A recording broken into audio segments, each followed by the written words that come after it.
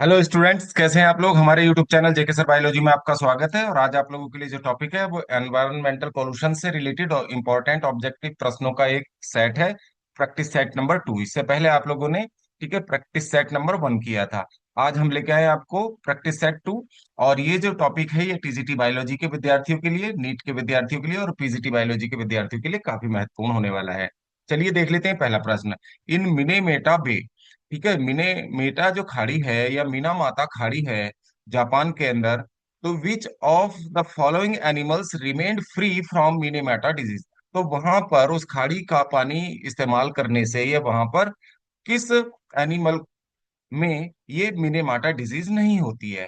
ठीक है, कौन फ्री रहता है ये आप लोगों को बताना है। कैट, रैबिट्स, डॉग्स या पिग्स। तो इसका राइट आंसर हो जाएगा गाइस रैबिट्स। रैबिट्स क्यों हो जाता है, चाहिए इसको देख लेते हैं। देखिए रैबिट जो है मिनेमाता डिजीज इसलिए नहीं होती वहां पर क्योंकि रैबिट जो है एक्वेटिक फूड चेन का हिस्सा नहीं है। क्योंकि मिनेमाटा डिजीज जो है वो पारे से होती है, मर्क्यूरी से। और मर्क्यूरी जो है मछलियों के अंदर शरीर में पहुंचता है औद्योगिक कचरे की वजह से। और मछलियों से समुद्री जीवों के माध्यम से हमारे शरीर में और जानवरों के शरीर में पहुंचता है। और केवल उन्हीं जानवरों के या हमारे शरीर में पहुंचेगा जो ठीक है समुद्री भोजन को प्रयोग में लाते हैं, जैसे कैट है। ओके, बिल्ली, बिल्ली मछली खा लेती है, कुत्ता भी खा लेता है, और सुअर भी दूषित जल का प्रयोग या इस तरीके के एनिमल्स का यूज कर लेता है। तो इसलिए इनमें तो होने की संभावना रहेगी। रैबिट जो है पूरी तरह से शाकाहारी है, तो इसलिए वो वहां पर क्या करता है, घास पत्तियां ही खाता है बाहर। तो एक्वेटिक फूड चेन से ये जुड़ा नहीं होता, इसलिए इसको, खरगोश को मिनेमाटा डिजीज नहीं होगी। तो राइट आंसर इसलिए क्या हो जाएगा, रैबिट हो जाता है। नेक्स्ट देख लेते हैं। द वर्स्ट एनवायरमेंटल हैजर्ड्स, ठीक है, जो सबसे भयंकर वातावरणीय आपदा है, आपदा वर created accident in nuclear power plant, जो कि एक ऐसी दुर्घटना हुई थी जो न्यूक्लियर पावर प्लांट में हुई थी। एंड दूसरी हुई थी एंड एमआईसी लीक रेस्पेक्टिवली इन, और एमआईसी मैथिल आइसोसाइनाइड नामक जो गैसेस थी ये लीक हुई। एक बार तो एक घटना तो हुई है न्यूक्लियर पावर प्लांट में और दूसरी हुई है एमआईसी। तो कहाँ हुई है ये आप लोगों को बताना है। रसिया में 1990 में, इसका मतलब ये है कि यहाँ न्यूक्लियर प्लांट फटा। और भोपाल में 1996 में, क्या ये सही है। दूसरा, यूक्रेन में ये घटना 1986 में न्यूक्लियर पावर प्लांट में विस्फोट होने से। और दूसरा, भोपाल में एमआईसी के रिसने से 1984 में। फिर दूसरा है 1994 में भोपाल में हुई, और रसिया में 1990 में, यूक्रेन में 1988 में, यूएसए में 1984 में। तो क्या इसका राइट आंसर हो जाएगा। देखिए इसको तो ध्यान रखिएगा, भोपाल में जो भोपाल गैस ट्रेजेडी हुई थी वो 1984 में हुई थी। और यूनियन कार्बाइड उस कंपनी का नाम था, union carbide. Okay, union carbide नाम की कंपनी में एमआईसी के रिसने से, मैथिल आइसोसाइनाइड के रिसने से वहां पर कई हजार मजदूरों की जान चली गई थी। और यूक्रेन में ठीक है एटॉमिक रिएक्टर में ठीक है ब्लास्ट हो गया था। तो ये 1986 में घटना हुई थी। तो इसी से क्लियर हो जाता है। इसको और देख लेते हैं। देखिए भोपाल डाइजेस्टर जो हुआ था, डिजास्टर भोपाल त्रासदी 1984 में हुई थी। ठीक है, ये जितनी भी इंडस्ट्रियल गैस ट्रेजेडी हुई है उनमें से एक मानी जाती है। ये 2 3 दिसंबर की 1984 की आधी रात को यूनियन कार्बाइड कारपोरेशन के भोपाल स्थित कीटनाशक कारखाने से अत्यंत विषैली गैस निकली, मिथाइल आइसोसाइनाइड। और इसके लीक होने से वहां पर बहुत सारे मजदूर मर गए थे। ठीक है, और दूसरा है चेरनोबिल डिजास्टर हुआ था, यूक्रेन त्रासदी के रूप में माना जाता है, जिसे यूक्रेन त्रासदी के नाम से जानते हैं, यूक्रेन ट्रेजेडी के नाम से। वास्तव में चेरनोबिल परमाणु दुर्घटना थी और ये 1986 में हुई थी। ये दुर्घटना तत्कालीन सोवियत संघ में हुई थी जब यूक्रेन के चेरनोबिल परमाणु संयंत्र में हुई थी। उस समय यूक्रेन जो है सोवियत संघ का हिस्सा था। अब यूक्रेन एक अलग कंट्री है, तो इसको ध्यान रखेंगे। नेक्स्ट देख लेते हैं। The major contributor of the greenhouse gases in the atmosphere is, ठीक है, सबसे ज्यादा एटमॉस्फेयर में ग्रीन हाउसेस का, ग्रीन हाउस गैसेस का जो उत्सर्जन करने वाला देश कौन सा है। आपको बता, रसिया, चाइना, जर्मनी, यूएसए। देखिए अभी तक की रिसर्च जो पुरानी बुक्स हैं उनमें आप लोगों को यूएसए मिलेगा।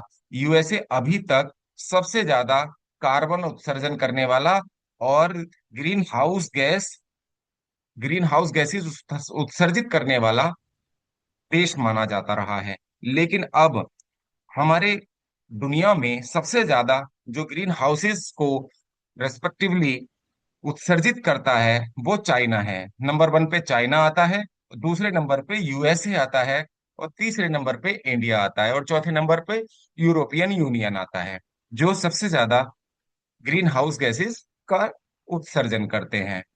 देख लेते हैं। देखिए चाइना पहले नंबर पे, और ये कितना है, जो ग्लोबल एमिशन है, जो पृथ्वी पर जितना उत्सर्जन किया जाता है पूरी दुनिया द्वारा, उसका 30% जो एमिशन है वो अकेले चाइना करता है। यूनाइटेड स्टेट दूसरे नंबर पर आता है, तो पहले नंबर पर चाइना आ गया, दूसरे नंबर पर आता है, ठीक है, यूनाइटेड स्टेट, यूएसए, अमेरिका आ गया। और अमेरिका क्या करता है, ये कितना, ठीक है, ग्लोबल एमिशन का 11.3%। ओके। और अगर हम बात करें इंडिया की, इंडिया थर्ड नंबर पर है, ये 7.8 ऑफ ग्लोबल एमिशन। ठीक है, जितना भी पृथ्वी पर उत्सर्जन हो रहा है ग्रीन हाउस गैसेस का, उसका 7.8% भारत के द्वारा उत्सर्जित किया जाता है, यूएसए द्वारा 11.3%, और 30% किया जाता है चाइना के द्वारा। तो चाइना इस समय टॉप पर है। उसके बाद आता है यूरोपियन यूनियन। ठीक है, यूरोपियन यूनियन चौथे नंबर पे चला जाता है। तो चलिए नेक्स्ट देख लेते हैं। और देख लेते हैं, देखिए वर्तमान समय में ग्रीन हाउस गैसों के उत्सर्जन में सबसे बड़ा योगदान चाइना का है। यूनाइटेड स्टेट का स्थान उसके बाद आता है। ओके। ग्रीन हाउस गैसेस में कौन कौन सी गैसेस होती हैं? कार्बन डाइऑक्साइड होती है, मेथेन होती है, और नाइट्रस ऑक्साइड होती है। और ये जो गैसेस हैं, ये ग्लोबल वार्मिंग और जलवायु परिवर्तन का कारण बनती हैं। Acid rain is due to, next question है, जो अम्लीय वर्षा होती है वो किसके कारण होती है? सल्फर डाइऑक्साइड पोल्यूशन के कारण, कार्बन मोनोऑक्साइड पोल्यूशन के, पेस्टिसाइड पोल्यूशन, या डस्ट पार्टिकल्स के? तो इसका राइट आंसर है सल्फर डाई पोल्यूशन के। ठीक है। SO2 क्या करता है, जलवाष्प से क्रिया करके क्या बनाता है, H2SO4 बनाता है। और ये क्या है, एक प्रकार का एसिड है, गंधक का तेजाब जिसको कहा जाता है। नेक्स्ट देख लेते हैं। Acid rain occurs in areas where, ऐसे क्षेत्रों में अम्लीय वर्षा होती है जहां सिट्रस प्लांट्स आर ग्रोन, जहां पर सिट्रस प्लांट्स उगाए जाते हैं। There are large plantations of plantations of eucalyptus, eucalyptus की बहुत ज्यादा वहां जहां पर प्लांटेशन किया जाता है। या there are large plantation of pine plants, pine के वृक्षों का, चीड़ के प्लांट्स ज्यादा ग्रो किए जाते हैं ऐसी जगह पे होता है। There are big industries and the atmosphere is polluted with SO2, या ऐसी जगह पर जहां पर ज्यादा इंडस्ट्रीज होती हैं और एटमोस्फेयर में SO2 छोड़ी जाती है, प्रदूषक के रूप में के द्वारा प्रदूषित किया जाता है SO2 द्वारा। तो इसका राइट आंसर हो जाएगा एसिड रेन, जहां वहां होगी जहां पर SO2 रिलीज होगी। और ये होती है इंडस्ट्रीज के द्वारा और भट्टों के द्वारा। ओके, ईंट भट्टों से भी SO2 काफी मात्रा में रिलीज होती है। अब देख लेते हैं।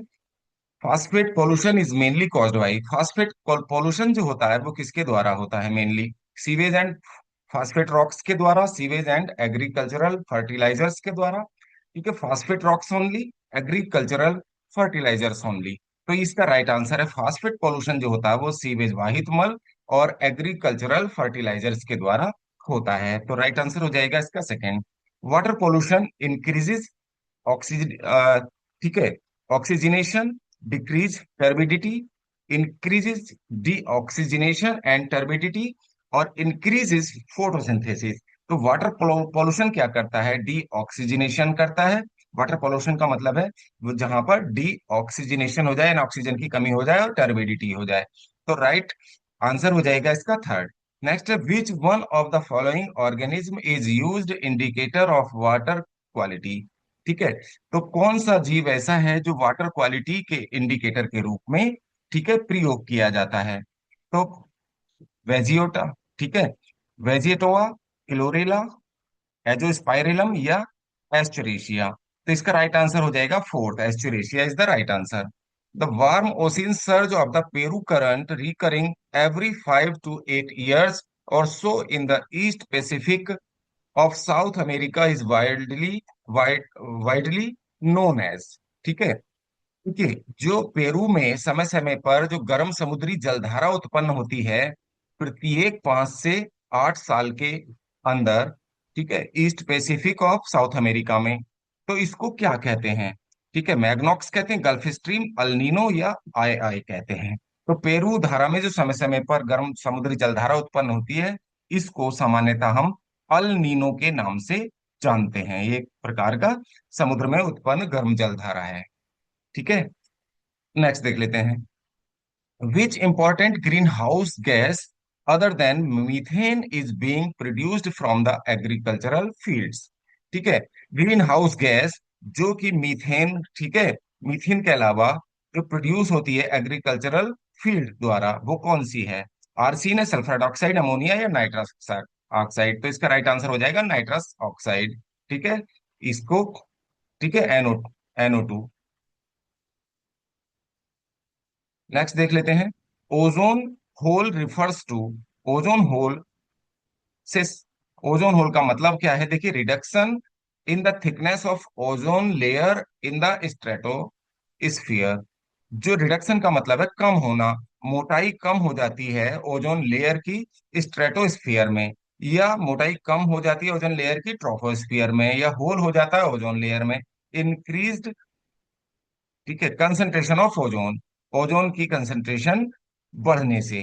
तो इसका राइट आंसर हो जाएगा फर्स्ट। देखिए, थिकनेस जो है ओजोन लेयर की कम हो जाती है स्ट्रेटोस्फियर में, इसी को हम ओजोन होल के नाम से जानते हैं। नेक्स्ट देख लेते हैं। Greenhouse effect is due to the presence of, greenhouse effect, हरित गृह प्रभाव जो होता है, वो किसके कारण होता है, किसकी उपस्थिति के कारण होता है? NO2, CO2, SO2 और CFS। ठीक है, क्लोरोफ्लोरोकार्बन CFC। उसके बाद आता है, देखिए, carbon dioxide, carbon monoxide, hydrogen, carbon monoxide, oxygen, hydrogen, methane, carbon monoxide and methane only. तो इसका राइट आंसर हो जाएगा फर्स्ट। ठीक है, NO2, CO2, SO2 और CFS के कारण ही, ठीक है, ये जो है ग्रीन हाउस इफेक्ट देखने को मिलता है। चलिए देख लेते हैं next. The major pollutant present in the jet plane emission is. ठीक है, मेजर पॉल्यूटेंट जो होता है जेट प्लेन द्वारा जो उत्सर्जित पदार्थ होता है, तो वो कौन सा होता है? कार्बन टेट्राक्लोराइड होता है, सल्फर डाइऑक्साइड, कार्बन मोनोऑक्साइड, या फ्लोरोकार्बन? तो ये राइट आंसर है फ्लोरोकार्बन, जेट प्लेन द्वारा उत्सर्जित।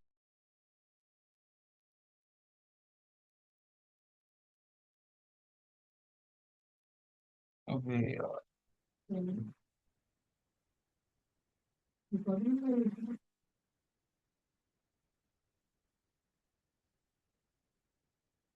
रिकॉर्डिंग बंद हो गई थी क्योंकि मैंने, याद आ गया मुझे। क्या होगा? जुड़ेंगी भी नहीं है तो जुड़ती भी ना है, दोनों की। देखूं जोड़ के कभी जुड़ जाए तो है। पता किसकी वजह से हुआ ये?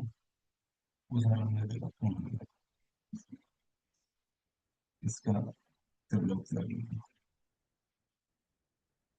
एक प्रश्न और रह गया है यार, बस दो रह गए थे। दुरंत। देखते हैं। और बता, वो दूसरे वाले फोन पे आया था। देखता हूँ कितना हुआ रिकॉर्ड, अगर ऐसा है तो। हम्म। दूसरा वाला रिकॉर्ड करके